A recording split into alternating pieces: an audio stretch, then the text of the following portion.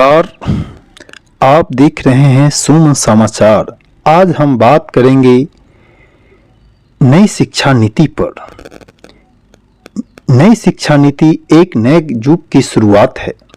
भारत सरकार ने हाल ही में नई शिक्षा नीति को मंजूरी दी है, जिसका उद्देश्य देश की शिक्षा प्रणाली में सुधार करना और छात्रों के वैश्विक स्तर पर प्रतिस्पर्धी बनाना है।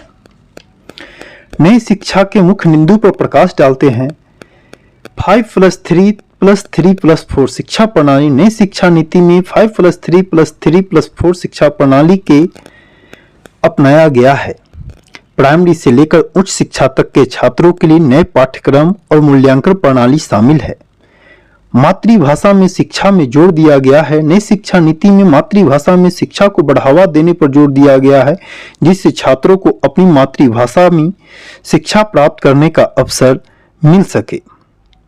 शिक्षा की गुणवत्ता में सुधार। यह नीति शिक्षा के सभी स्तरों पर गुणवत्ता लाने और सुनिश्चित करने का प्रयास करती है, जिससे बच्चों को बेहतर शिक्षा मिल सके। डिजिटल शिक्षा। नई शिक्षा नीति में डिजिटल शिक्षा को बढ़ावा देने पर जोर दिया गया है, जिससे छात्रों को ऑनलाइन शिक्षा के माध्यम से उच्च गुणवत्ता वाली शिक्षा प्राप्त करने का अवसर मिल सके। शिक्षा तक में समानता। यह नीति शिक्षा के लिए सभी बच्चों को समान अवसर प्रदान करने का प्रयास करती है, चाहे उनका सामाजिक आर्थिक स्तर कुछ भी हो। नई शिक्षा नीति के लाभ।